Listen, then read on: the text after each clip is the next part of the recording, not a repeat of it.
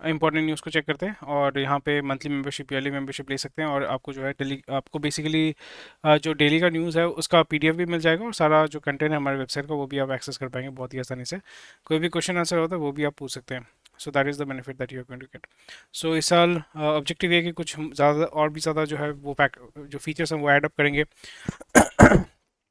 कुछ अलग अलग सर्विसेज ऐड अप करेंगे, कुछ नए कंटेंट ऐड अप करेंगे, स्टडी मटेरियल ऐड अप करेंगे। So that will be my main objective for this year. So इसको ग्रो करेंगे प्रोफेशनली, इसको एज अ ब्रांड ग्रो करेंगे। So let's see how it goes. So आज जो है कितने सारे इंपॉर्टेंट न्यूज़ है वो हम चेक करेंगे। So near about 44-43 important headlines है जो हमें देखने को मिल रहा है। सारी चीज़ तो मैं कवर नहीं करूँगा बट आप हमारे वेबसाइट में जाकर अगर रजिस्टर करते हैं तो सारा कंटेंट आप बहुत ही आसानी से एक्सेस कर पाएंगे। एंड मार्केट का ओवरऑल अगर हम हालत देखेंगे, so market is not doing that great. So अगर हम फॉर एग्जांपल अगर चले जाते हैं गूगल फाइनेंस में चले जाते हैं और वहाँ पे अगर हम चेक करते हैं, so market has been doing really well. आज निफ्टी 50 जो है 2% ऊपर की तरफ भागा हुआ है। सेंसेक्स 2% भागा हुआ है। निफ्टी बैंक जो है 2%। Nifty IT has been doing really well. So these are the stuff which is going on there. So market में बाउंस बैक हो रहा है। सो मोरलेस अगर हम देखें ना, market has been quite strange, it has been behaving quite strange. एक महीने में अगर हम चेक करते हैं तो यहाँ पे आप देखोगे, सो 24,800 में था, फिर से आपका 24,800 से 23,500 में चला गया। ठीक है, 24,800 से 23,500, मतलब इतना भयानक इरोजन हुआ, फिर आपका यहाँ पे बाउंस बैक कर रहा है। So it's a clear case of manipulation. अगर आप देखेंगे बहुत तगड़े लेवल का मैनिपुलेशन हो रहा है। So that is the curve that you are able to see. इस जगह पे इट वाज द हाइप और यहाँ पे फिर आपका करेक्शन होना ही था और वही चीज़ हमें देखने को मिला। दिस इज दी सब रेजिस्टेंस जोन आपको जो देखने को मिल रहा है। रेजिस्टेंस उसने एक बार ब्रीच किया बट इसका मतलब ये है कि बाद में भी जाके वो उसको ब्रीच कर सकते हैं। So there is a lot of pressure है और यहाँ पे डेफिनेटली देसी और गोरे ने दोनों ने इसको पुश किया। फिर यहाँ पे मार्केट में इरोजन हो रहा है और जो रिटेल इन्वेस्टर्स हैं they are going to be squeezed out in the market और वही चीज़ आपको देखने को मिलेगा।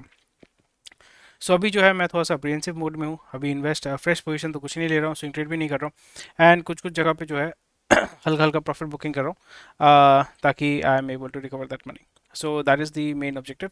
So UPI transaction climbed 8% to touch 16.7 billion in December. So अभी overall अगर आप देखेंगे so हमें क्या देखने को मिल रहा है, हमें ये देखने को मिल रहा है कि यूपीआई ट्रांजैक्शन जो है आस्ते आस्ते it has become a norm, it has become your part of our life. जहाँ पे हम कुछ भी खरीदते हैं स्पेशली जो अर्बन एरियाज़ में है टीयर 2 सिटीज़, टीयर 1 सिटीज़ और कुछ टाउन एरियाज़ में भी जो है आपका यूपीआई बहुत अच्छा उसका पेनिट्रेशन हुआ है। विलेजेस में भी थोड़ा बहुत उसका जो है पेनिट्रेशन हुआ है एंड स्लोली एंड ग्रेजुअली जो मेन ऑब्जेक्टिव था कि हैबिट एंड बिहेवियर थोड़ा लोगों को चेंज करना पड़ेगा, वही चीज़ आपको यहाँ पे देखने को मिल रहा है which is a positive move to be honest. But yeah that is what you are able to see. इससे एडवांटेज ये होता है कि गवर्नमेंट जो है यूपीआई ट्रांजैक्शन को ट्रैक कर पाती है और रिसेंटली आपने देखा था कि पानी पूरी वाला, ठेले वाला, इन लोगों को भी जो है जीएसटी नोटिस आस्ते आस्ते आना शुरू हो जाएगा। And what we will be seeing here is that there will be this will be a pattern. ये आपको एक पैटर्न देखने को मिलेगा बिकॉज जो अनऑर्गेनाइज सेक्टर है जैसे आपका रेहड़ी वाला हो गया, सब्जी वाला, पानीपुरी वाला, जो मिठाई वाला, जो अभी या जो पनवाड़ी है जो आपका बेसिकली पहले कैश में डील करते थे, अभी यूपीआई के माध्यम से डील कर रहे हैं। स्लोली एंड ग्रेजुअली आपको देखने को मिलेगा कि उनका ट्रांजैक्शन भी जो है क्यूमुलेटिव अगर हम देखेंगे सो बहुत ही अच्छा ट्रांजैक्शन होता है। इसलिए बोलते हैं ना कि एमबीआई से भी ज़्यादा जो है आपका पानीपुरी वाला या डोसा वाला या मोमो वाला वो कमा रहा है। सो उसको अगर आप टैक्स इनकम टैक्स के एम्बिट में लेके आना चाहते हैं तो उसको फिर क्या, ये एक चीज़ आपको समझना पड़ेगा, it's a long term strategy. उसमें क्या होगा कि सारा जो ट्रांजैक्शन है वो आपका ट्रैक किया जाएगा और उससे और एक बड़ा एडवांटेज होने वाला है वो ये है कि एक बार अगर ये इनकम टैक्स वाले ब्रैकेट में आ जाते हैं, इनकम टैक्स टैक्स के रेडार में आ जाते हैं तो फिर फॉर एग्जांपल अभी लास्ट 2 साल 3 साल इन लोगों ने बहुत तगड़े लेवल पे जो है इनकम किया होगा। सोचिए कि 40 लाख का टर्नओवर है, ठीक है, 50 लाख का टर्नओवर है, which is quite decent right. कोई एक दिल्ली में अगर हम देखें 2-3 आपका ठेला खोल के रखा हुआ है, easily they can earn 50 to 60 lakh rupees. I am talking about revenue not profit. 50 to 60 lakh rupees easily वो कमा सकते हैं, ठीक है। एंड इस जगह पे क्या होता है कि 4-5 साल का अगर उनके पास डेटा होता है आईटी के पास या इनकम टैक्स डिपार्टमेंट के पास, तो फिर अगले साल क्योंकि अभी आपको आस्ते आस्ते देखने को मिलेगा कि वो यहाँ पे नोटिस सर्व करना शुरू करेंगे, भाई आप जो है इतना पैसा कमा रहे हैं, आपका बैक डेट का इतना सारा टैक्स बचा हुआ है, वो आप पे कर दो, नहीं तो आपको फाइन लगेगा या आपके ऊपर क्रिमिनल केस होगा। बिकॉज टैक्स इवेजन ये सारी चीज़ें जो होती हैं वो क्रिमिनल एक्ट होता है. That is not a civil case, that is a criminal case. So आपको वहाँ पे जेल टाइम भी हो सकता है. और यहाँ पे ऑब्वियसली उनके पास डेटा है, हार्ड डेटा है, और ये आप नकार नहीं सकते हैं. So you have to pay back. So अभी आपको ये देखने को मिलेगा, a lot of shockwave will be going through a lot of people. And जो स्मार्ट होंगे वो क्या करेंगे, आस्ते आस्ते they will be reverting back to cash. जैसे छोटे छोटे अमाउंट होते हैं, 10 रुपये, 20 रुपये, या फॉर एग्जांपल आप ये पैटर्न देखने को मिलेगा आपको. वही है कि अगर आपने 2 प्लेट मोमो खाया, 120 रुपये दाम है, तो फिर वो दुकानदार बोलेगा कि मैडम आप 20 रुपये दे दो, ठीक है, आप 20 रुपये कैश में, सॉरी 20 रुपये ऑनलाइन में दे दो, 100 रुपये आप मेरे को कैश में दो, and that you will be able to see. So उसमें क्या होगा कि 20%, फिर वो क्या हो जाता है कि आपका transaction value slowly and gradually वो कम हो जाएगा. और ये जो स्मार्ट बंदे हैं दे विल बी डूइंग दैट, कि आप 60% ये दे दो, 40% यहाँ पे दे दो, जो पहले होता था वही चीज़ आपको देखने को मिलेगा slowly and gradually. The main objective जो गवर्नमेंट चाहती थी वो आप नहीं कर पाई, इसलिए आपको समझना पड़ेगा ये एक पूरा पैटर्न होता है. ऐसा नहीं कि नया कुछ है, but this is how it works. And that also shows that yes, that also shows that yes, हमारा जो सिस्टम है that is very robust, and यहाँ पे बहुत अच्छा काम हो रहा है, एंड लोग जो है इसको अच्छे से अडाप्ट कर रहे हैं. And it is a very robust system, and इसको ये पूरा जो आपका इंफ्रास्ट्रक्चर है या टेक्नोलॉजी है, इसको ईजिली हम जो है वो ट्रांसफ़र कर सकते हैं, दूसरे कंट्रीज़ में उसको इम्प्लीमेंट कर सकते हैं. और यहाँ पे बैकबोन जब आप प्रोवाइड करते हैं दूसरे कंट्रीज़ को for the financial gateway, you are also able to capture the data of that country as well. So that is something which is very good. And उसी के साथ साथ आपको ये भी बेनिफिट होगा जब आप क्रॉस, ये तो मैंने नेगेटिव बता दिया. पॉजिटिव ये होगा कि जब आप क्रॉस बॉर्डर वो करेंगे, क्रॉस बॉर्डर ट्रेड करेंगे, वहाँ पे आप रुपी और लोकल करेंसी में ट्रेड कर सकते हैं. जो यहाँ पे एक्सपोर्ट करेंगे या ट्रांजैक्शन करेंगे, तो फिर वहाँ पे यूपीआई के माध्यम से you can do transnational transaction here as well. So that is the advantage है. So let's see how it works, and something which we want to do. A decline, a 10% decline, and yet India is more expensive than EM peers. And again, this was expected. India's market valuation remains above emerging peers despite declines. So valuation जब भी ज़्यादा होगा तो फिर यहाँ पे money migration होने ही वाला है. money migration as in money will be going out. So that shows that there is an indication that yes, money is going to go out, and this is not something bad. This is not something bad.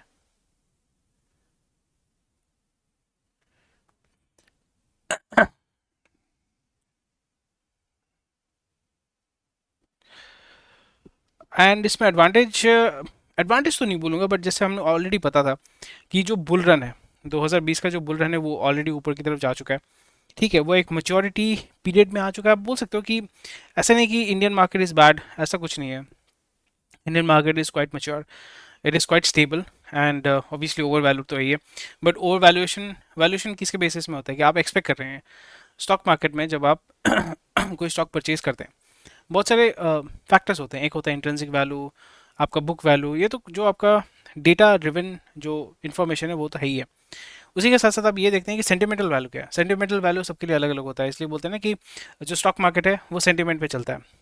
एक एक stock है जिसका P value मतलब 100, 200, 500 है. That doesn't really make sense. ठीक है, price to equity ratio बहुत ज़्यादा है, बट दैट शोज दैट बोल सकते हो कि ओवर वैल्यूड है, बट किसी के लिए वो अंडर वैल्यूड है, बिकॉज अंडर वैल्यूड या उसको लग रहा है कि फेयर वैल्यू है, इसलिए तो उस रेट में वो परचेज कर रहा है ना. यानी फॉर एग्जांपल उसका अगर आप जो है बुक वैल्यू है, बुक वैल्यू अगर सोचिए 50 रुपये, वो स्टॉक जो है वो 2000 में बिक रहा है, तो ऑब्वियसली ओवर वैल्यूड बोलेंगे बहुत लोग, देख के बोलेंगे भाई बहुत ज़्यादा ओवर वैल्यूड है. बट जो बंदा खरीद रहा है, बेच रहा है, जो करंट मार्केट प्राइस होता है, सीएमपी होता है, that is decided by at what rate people are willing to sell it and what rate people are willing to buy it. That is the main reason. So again, sentiment based जो है transaction होता है. और इस जगह पे हमें क्या देखने को मिला, despite a 10% drop in the market in last 3 months, India's market valuation remains higher. So that shows that indication ये भी हो सकता है कि यहाँ पे market में correction होगा. मतलब we will look at it from a two-way point of view. एक पॉइंट ऑफ व्यू है कि बहुत पेसिमिस्ट, और एक है ऑप्टिमिस्टिक. ये हम देख सकते हैं कि भाई ओवर वैल्यूड है, फिर भी 10% करेक्शन हुआ है, मतलब उतना ज़्यादा करेक्शन नहीं हुआ है, तो मार्केट में जो है उछाल फिर से आएगा, जो हमने आज देखा कि 2% ऊपर की तरफ गया है. So that might be a very optimistic view. Pessimistic view ये है कि भाई यहाँ से तो पैसा निकल के चाइना में जा रहा है, चाइना तो है, चाइना का युआन जो है वो स्ट्रगल कर रहा है, डॉलर जो है वो डोमिनेट हो रहा है, मतलब बहुत ज़्यादा स्ट्रांग हो रहा है, तो फिर रुपी जो है वो नीचे की तरफ जा रहा है, rupee is becoming very weaker. Rupee and dollar का जो कन्वर्जन अगर वैल्यू देखें it is all time low. So इस जगह पे हमें क्या करना चाहिए, we should be taking out the money and और a lot of people will be thinking that जो एनआरआई है या जो बाहर से इन्वेस्ट करना चाहते हैं, so they might be thinking भाई अभी जो है रुपी बहुत वीक है, तो अगर हम इन्वेस्ट करते हैं इन डॉलर्स तो हमें जो वैल्यूएशन या वैल्यू जो है वो हमें ज़्यादा शायद से मिलेगा। So a lot of factors are there, it all depends how you look at it. और आपको मल्टी डायमेंशनल तरीके से इसको देखना पड़ेगा, ऐसा नहीं कि इट्स नॉट यूनिडायरेक्शनल कि अभी देखा एक तरफ से देखना पड़ेगा, it's not black and white, it is very very grey. So that is something which is very interesting. And जैसे मैंने आपको बताया कि यही चीज़ आपको यहाँ पे बताया गया है कि पॉइंटर्स के माध्यम से बताया गया, वही चीज़ मैं आपको समझाने की कोशिश कर रहा हूँ। Blue chip companies, large cap company, small cap, जो जो मैंने ऑलरेडी आपको बताया था, सो उस जगह पे ओवरऑल अगर हम मार्केट को देखें, so it's a very positive thing and a negative thing as well, but that is the reason why I am little bit pessimistic. And मुझे लग रहा है कि ऑब्वियसली डेटा ड्रिवन अगर हम देखें, डेटा के बेसिस पे देखें तो everything is over valued, every stock is over valued, right. P ratio भयानक ऊपर की तरफ है, तो करेक्शन तो होगा ही होगा, बट करेक्शन किस लेवल पे होगा, कितना नीचे तक जाएगा, कितना करेक्शन होगा, वो तो हमें पता नहीं है, वो तो फ्यूचर हमने देखा नहीं है। So that is the reason I am little bit apprehensive right now. जैसे मेरा जो पोर्टफोलियो था वो एक लेवल पे था, अभी लास्ट 4 मंथ्स में, लास्ट 5 मंथ्स में बहुत इरोजन हुआ है वहाँ पे। प्रॉफिट में ही हूँ, ठीक है, प्रॉफिट में ही हूँ, बट बहुत ज़्यादा इरोजन हुआ है। So I am not losing any money, जब तक मैं बेचूंगा नहीं तब तक मैंने पैसा लूज़ नहीं किया, बट जो मेरा पोर्टफोलियो का वैल्यू था, ठीक है, उतना मुझे अभी नहीं मिल रहा, बिकॉज मार्केट अभी आस्ते आस्ते करेक्ट हो रहा है। Am I going to sell it? Not necessarily, I don't need it. मैं थोड़ा यहाँ पे प्रॉफिट बुकिंग थोड़ा बहुत करूँगा, because if I need the cash और if I want to reinvest that money somewhere, so I will be taking that money, because मेरे को साइड बाय साइड डिविडेंड तो मिल ही रहा है, और जो मेरे को डिविडेंड मिल रहा है विच इज़ क्वाइट गुड। जिस प्राइस में मैंने खरीदा था उस प्राइस में कंपैरिजन करेंगे जो डिविडेंड मुझे मिल रहा है, दैट इज़ क्वाइट गुड। सो इसलिए मैं उसको होल्ड भी कर रहा हूँ। सो बहुत सारे पर्सपेक्टिव होते हैं जिसको हमें जो है वो देखना पड़ता है, ठीक है। चलो नेक्स्ट देख लेते हैं। एंड ये न्यूज़ तो हो गया। Crypto 205 billion stable coin market ready for prime time. Stable coins have gain traction as payment tools 200। So crypto, I don't understand crypto, मतलब understand as in I don't understand because crypto ये सारी चीज़ें, no one is backing them, right. It is not backed by a institution, it is not backed by a government, it is not backed by a metal or a commodity. So इसको justify करना, इसका value justify करना, it becomes very difficult. So that's the reason why I stay away from crypto currency. और बहुत लोग बोलते हैं कि हाँ it's the future and everything. India में अगर बोले तो गवर्नमेंट है शैडो बैंडेड, सो इसको लेके डील करना बहुत ज़्यादा डिफिकल्ट हो जाता है एंड बहुत कॉम्प्लिकेटेड है, ओके। सो ये चीज़ आपको थोड़ा सा ध्यान में रखना पड़ेगा। Include mutual fund as and tradable bonds as high quality assets for calculating LCR. So again mutual funds and okay, banks want mutual fund and tradable bonds classified as high quality liquid asset under RBI's new liquidity standard. Okay, that is very good. That is very good. So HQL is high quality liquid assets bank hold to manage a financial crisis for 30 days. अच्छा, okay. LCR मतलब liquidity coverage ratio or regulatory requirement ensuring banks have enough HQLA to meet short term obligations. Okay, so already basic चीज़ें हैं banking sector में. Banking sector itself is a very vast, it's like ocean. सो वहाँ पे जो overnight lending होता है, short term lending, long term lending, तो उस जगह पे अगर म्यूचुअल फंड को इसको इंक्लूड किया जाता है, बट म्यूचुअल फंड में या बॉन्ड तो ठीक है, बॉन्ड आप ट्रेडेबल बॉन्ड जो है वो ऑलरेडी उस पर आप काम कर सकते हो, बट म्यूचुअल फंड में if it's a equity mutual fund, it is all based on it's valuation, right. आज जो वैल्यू है, जिस वैल्यू में मैं इसको होल्ड कर रहा हूँ, वो अगले हफ्ते चेंज हो सकता है, अगले दिन भी चेंज हो सकता है। So that is something which is very volatile. So volatility, banking sector में they do not like volatility. कोई भी बैंकिंग सेक्टर हो, किसी भी तरीके का जो प्रोडक्ट जो सेल करते हैं, even if it's a credit card और लोन और ऑटो लोन और whatever that they are selling you, from a banker's or from a banking sector point of view, they want they want stability, they do not want any kind of, they actually don't like volatility. इसलिए आपका additional tier 1 bond होता है, ये सारे जो bonds होते हैं, reason because of that they do not want volatility, they want surety. So इस जगह पे इसको इंक्लूड करेंगे नहीं करेंगे, that needs to be seen, but I think tradable bonds को तो डेफिनेटली करना चाहिए। But mutual funds will be something which will be quite interesting, to be honest. And for obvious reasons and let's see उसमें भी अगर debt mutual fund को तो डाल ही सकते हैं because it is buying debt but वहाँ पे भी हो जाता है ना quality of debt that you are buying that is also you know quite concerning as well उल्टा सीधा डेट बॉन्ड में जिसका आपका रेटिंग बहुत ख़राब है तो फिर वो लेके तो फ़ायदा नहीं है ना आपका पैसा डूब जाएगा ऑल्दो वहाँ पे आपको कूपन रेट बहुत ज़्यादा मिलता है but you can not take the risk okay चलो 14 मिनट हो गया भाई बकते बकते 14 मिनट निकल भी जाता है सो FPI bow to IPO allure but walk out of secondary markets okay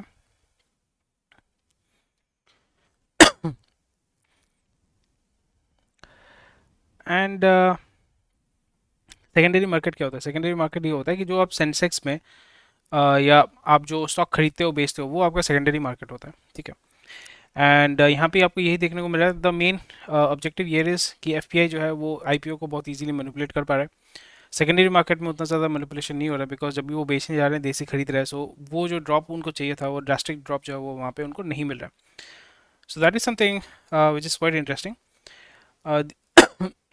गला बैठा हुआ है क्वाइट सैड सो उसमें हमें देखना पड़ेगा not a big deal to be honest but ये दिखा रहा है कि जो जो पूरा जो मार्केट को मैनिपुलेट कर रहा है वो उस तरीके से मैनिपुलेट नहीं कर पा रहे and that's a welcome move to be honest बाकी डिटेल्स आप चेक कर सकते हैं चलिए इंपॉर्टेंट न्यूज़ को चेक कर लेते हैं एंड अरे GST collection growth slows down in December okay 7% बढ़ा है सो ओवरऑल अगर हम देखें इन्फ्लेशन भी 7% बढ़ा है GST भी 7% बढ़ा है सो ओवरऑल अगर ग्रोथ जो है वो जीरो है नील है बोल सकते हैं this marks a slow down compare to 8.5% recorded in November basic stuff मतलब growth market has become very stable तो वही आपको जो है वो देखने को मिल रहा है market has become very stable growth भी नहीं है डिक्लाइन भी नहीं है which is a very good thing but आस्ते आस्ते यहाँ से वो होता है ना एक ट्रांजिशन पॉइंट होता है जहाँ से आपका जो है लोग कंज्यूम करना कम कर देंगे एंड कैश का डीलिंग आस्ते आस्ते अगर बढ़ जाता है तो वो एक चीज़ जो है वो कंसर्निंग है गवर्नमेंट के लिए स्पेशली लोगों के लिए तो कोई दिक्कत नहीं है लोग तो चाहेंगे कि भाई टैक्स इतना टैक्स है हर जगह टैक्सी टैक्स दिए जा रहे हैं TDS होता है फिर उसके बाद पेट्रोल के ऊपर आप एक्साइज ड्यूटी पैट ये सारी चीज़ें देते हैं जो भी मोबाइल रिचार्ज करते हैं उसमें आपको GST देना पड़ता है आप कुछ भी करते हैं वहाँ पे आपको खर्चा मतलब मोबाइल रिचार्ज करते हैं वहाँ पे भी खर्चा फिर आप फॉर एग्जांपल मोबाइल जो मैंने बोल दिया कपड़ा खरीद रहे हैं जो भी सामान खरीद रहे हैं वहाँ पे भी GST है हर जगह GST है तो फिर गवर्नमेंट तो पैसा कहीं हर जगह से निकाल ही रहा है सो ये आपका थोड़ा सा ब्लैक मनी की तरफ फिर से जो झुकाव है वो आस्ते आस्ते बढ़ेगा textile parks get 18,000 crore commitment which is good commitment होता है commitment it's a very good thing but commitment जो है वो रियलिटी में कन्वर्ट होगा कि नहीं होगा वो बहुत ही इंपॉर्टेंट हो जाता है क्योंकि MOU बहुत जगह पे साइन होता है बट वो execute it's like memorandum of understanding like हम सोच रहे हैं हमें इंटरेस्ट है ठीक है करेंगे कि नहीं करेंगे वो उसका कोई गारंटी नहीं है सो कमिटमेंट उनको मिला है बट वो होगा कि नहीं होगा that needs to be seen and definitely ये एक बेनिफिट तो मिलेगा because Bangladesh is gone right जो अभी हालत है बांग्लादेश में the way that it has the whole country has gone to radicals same as Pakistan तो वो recovery नहीं करेगा so that's a very good news for certain industries and it's a very bad news for security agencies and it will be and it is a national threat Bangladesh is a national threat for India right now ठीक है क्योंकि नेपाल के माध्यम से पहले आपका जो है स्मगलिंग होता था आर्म्स का स्मगलिंग लोगों का स्मगलिंग पाकिस्तान से नेपाल नेपाल से इंडिया में घुसते थे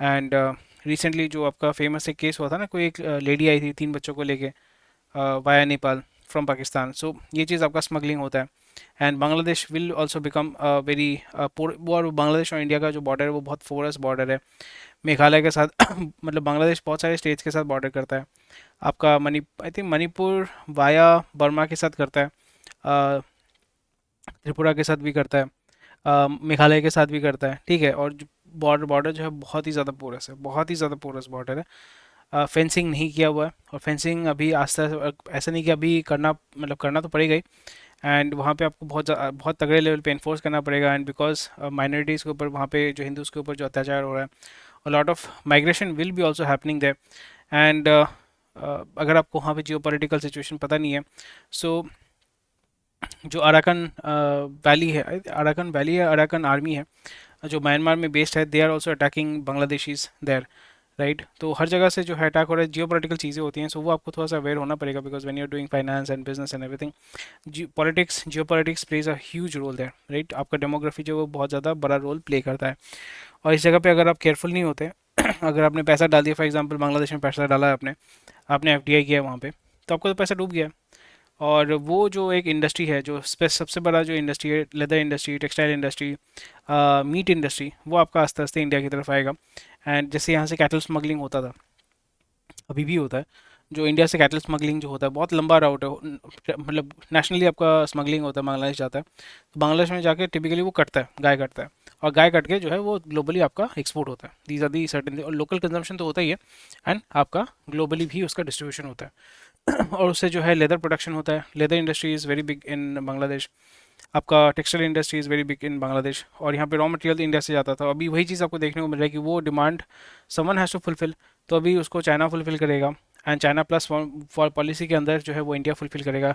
India has already has a very robust textile industry, so some leather industry थोड़ा बहुत जो that will move towards Pakistan, and majority यही एक्सपेक्टेशन आपको देखने को मिलेगा, majority of the textile business will be coming into India. Typically जो आपका हब्स हैं, जैसे Kolkata Howrah was one once time, it was a very big hub.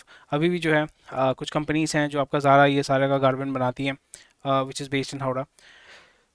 Jalan complex Dhulagarh, वहाँ पे जो है उनका कॉम्प्लेक्स, उनका फैक्ट्री है, वहाँ पे काम होता है। एंड तिरुपुर जो है वहाँ पे भी काम होगा, एंड आस्ते आस्ते इंडस्ट्रियल कॉम्प्लेक्सेस बनाए जाएंगे जहाँ पे स्पेशल इकोनॉमिक जोन होगा, जहाँ पे आपका टैक्स बेनिफिट दिया जाएगा, और वहीं पे ये सारी चीज़ें आपको देखने को मिलेंगी, विच is very good. But again India will and always have the issue of bureaucracy, and S के माध्यम से टू अ सर्टन एक्सटेंट उसको कम करने की कोशिश की जा रही है। कितना कम होगा नहीं होगा I don't know, but reality में you know that we have a labour issue, we have capital issue, we have infrastructure issue, we have bureaucracy issue, we have corruption issue as well. तो उसको address करना थोड़ा सा difficult हो जाता है, but I am pretty much sure that because वो रोबस industry already है, एग्जिस्ट कर रहा है, सिस्टम एग्जिस्ट कर रहा है, तो उसमें कोई दिक्कत नहीं होगा, उसको आप स्लोली एंड ग्रेजुअली एक्सपैंड कर पाएंगे। नेक्स्ट न्यूज़ है ऑर्गेनिक फूड एक्सपोर्ट्स में cross $1 billion next year, so it's a very good thing, but it's a again it is very minuscule compared to Netherlands. Netherlands is a very small country, but it exports I think $44 billion of organic food. Netherland में search कर लेता हूँ, Netherland food export. So they are exporting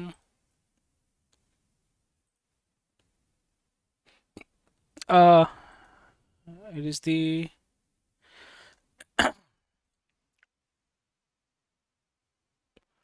Netherlands is the second largest exporter of agricultural food है क्या? Yep.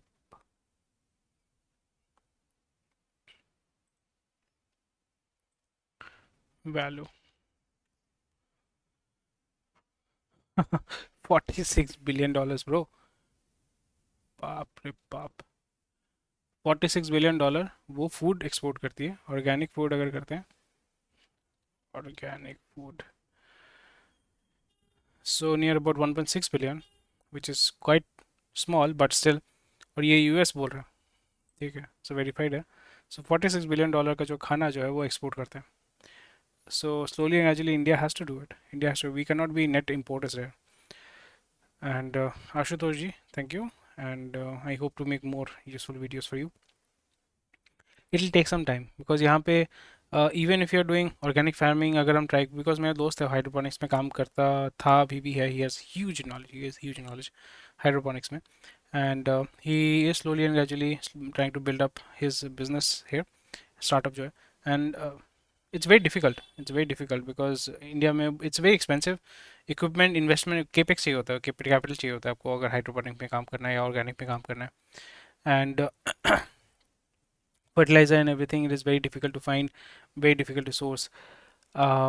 सो उस जगह पे थोड़ा सा देखना पड़ेगा, बट हाँ जो बड़े बड़े कंपनीज़ हैं, स्पेशली ऑर्गेनिक इंडिया, ये सारी जो कंपनीज़ हैं, दे will be doing really well, और जो भी अच्छा अच्छा फिश होता है जो भी अच्छा अच्छा फल होता है वो तो एक्सपोर्ट हो जाते हैं, ग्रोसरीज होता है वो एक्सपोर्ट हो जाते हैं, एंड प्राइमरीली हमारा एक्सपोर्ट जो होता है मिडल ईस्ट में होता है। मीट हम ग्लोबली एक्सपोर्ट करते हैं we are the largest, I think we are the largest beef exporter in the world. So India meat export value, India has exported 30,000 crore. बाप रे बाप। Buffalo meet.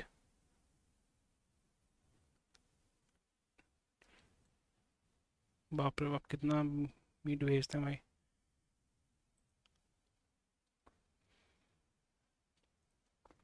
और ये गवर्नमेंट वेबसाइट है। Sorry about that. So we are exporting a lot.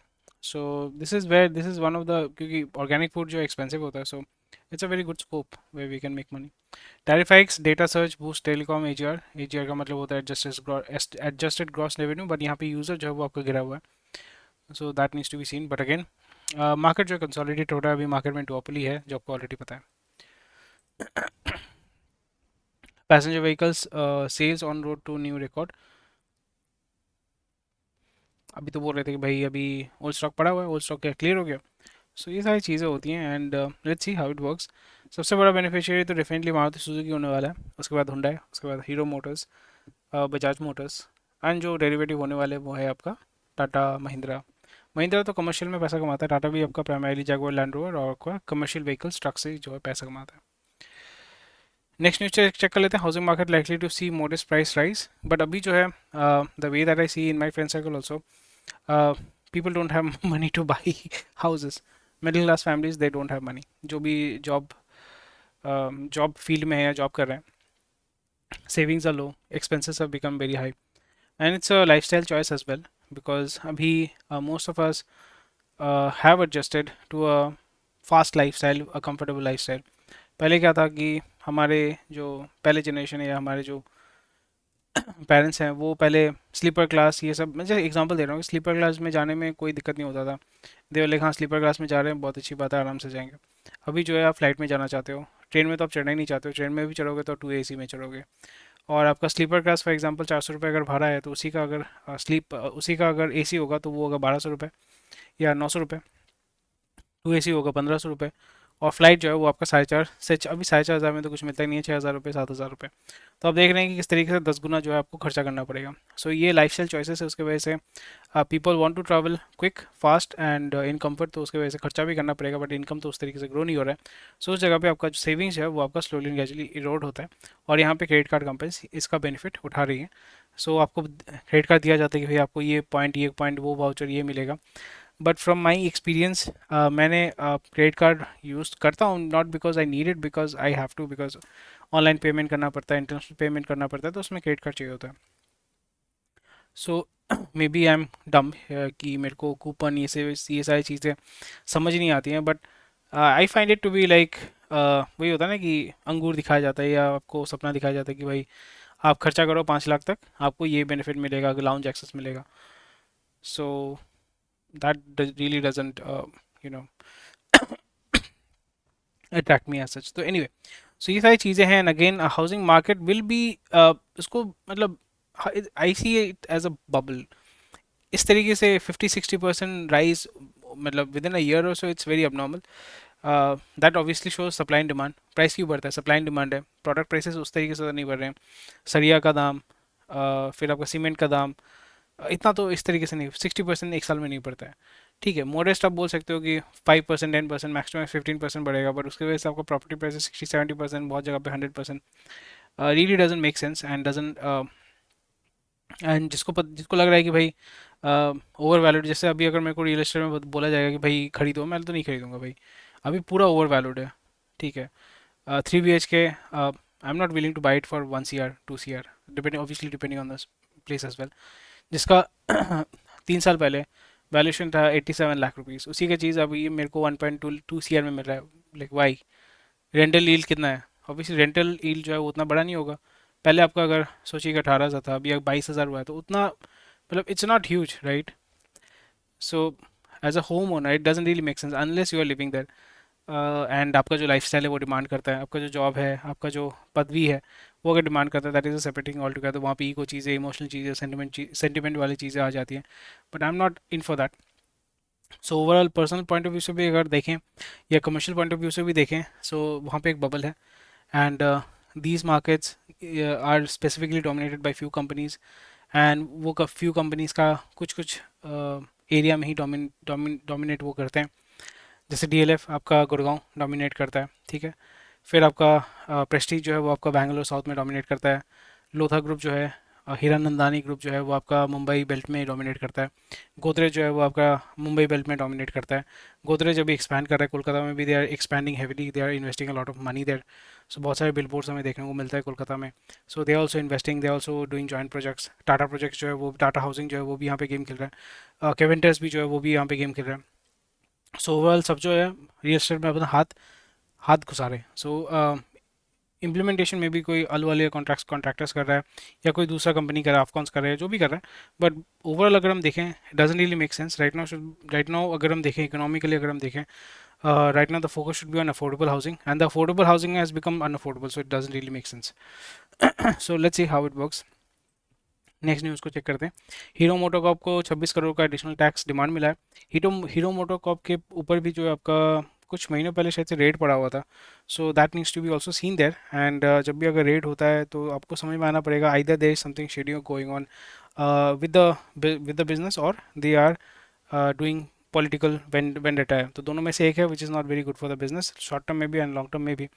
So I will be little bit wary about the business. इस जगह पे two wheeler में अगर जो अभी सिचुएशन है टू व्हीलर में, वो hero MotoCorp is the market leader है। बट अगेन लॉन्ग टर्म में अगर देखें तो थोड़ा सा मतलब वो फटीग मेरे को देखने को मिल रहा है।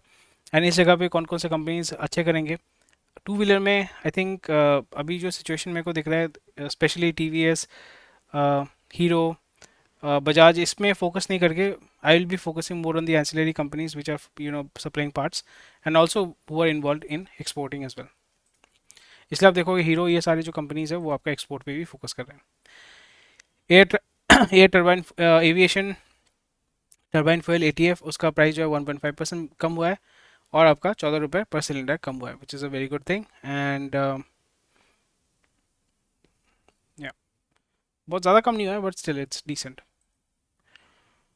India's power consumption is nearly 6% up, so it's a very good thing. Thermal power का डिमांड बढ़ेगा, कोयले का डिमांड बढ़ेगा। कोयले का डिमांड बढ़ेगा तो फिर वो आपका ऑस्ट्रेलिया से मंगाया जाएगा, शिपिंग इंडस्ट्री का डिमांड जो है बढ़ेगा, पोर्ट का डिमांड बढ़ेगा, लॉजिस्टिक्स का डिमांड बढ़ेगा, इंडियन रेलवे का इनकम बढ़ेगा। So yes, rupee touches another low, and इसका बेनिफिशियरी कौन है, प्रोज एंड कॉन्स ऑलरेडी मैंने आपको बहुत बार बताया हुआ है। Andhra government I stop talent for investment promotion body, and Andhra is right now focusing on भाई investment, and it's a very good approach. I wish हमारे स्टेट में भी ऐसा इन्वेस्टमेंट होता तो फिर बहुत अच्छा लगता बंगाल में, specially in Kolkata. Kolkata has a lot of potential, especially for service industry. Whole Bengal has huge population, and यहाँ पे service industry can be grown very easily. Bongs are very good with computer, English, literature and everything. So I wish यहाँ पे development हो, but I am pretty much sure that within 2 decades अगर leadership अगर improve होता है, मतलब approach अगर अच्छा होता है, so I am pretty much sure that Orissa के साथ साथ पूरा जो ईस्टर्न बेल्ट है वहाँ पे सर्विस इंडस्ट्री, स्पेशली जो जीसीसी है या IT companies, they will be coming to these areas, because manufacturing will be very difficult for obvious reasons. So IT services, ये सारे जो सर्विस बेस्ड इंडस्ट्रीज हैं जहाँ पे सर्विस हम एक्सपोर्ट कर पाएंगे, सो वो बहुत अच्छा होगा। एंड टेक्सटाइल इंडस्ट्री को भी जो है यहाँ पे ग्रो कर पाएंगे। Bhubaneswar is also slowly and gradually becoming the hub of textile. Kolkata is already there, मतलब Howrah is already there. So Bangladesh का जो स्पिल ओवर है वो यहाँ पे इंडिया में, not the violence but the business, the textile business, वो आपका यहाँ पे आस्ते आस्ते डेफिनेटली आएगा, वो ग्रो करेगा। So it's a welcome, very welcome move है। नेक्स्ट न्यूज़ देखते हैं। Micro lender VFS files for small finance bank licence. So small finance में बड़े बड़े प्लेयर जो है वो आ रहे हैं। So that's about it for today, thank you for watching this video. कोई भी क्वेश्चन कोई कमेंट सेक्शन में बता सकते हैं, क्वेश्चन पूछना चाहते हैं तो कमेंट सेक्शन पूछ सकते हैं, will be more than happy to help you. Flat on EMI और लैंड ऑन ईएमआई, देखिए मैं वो सब comment I can not advise you. Ayush hello, I cannot advise you, to be honest. I don't have the legal authority to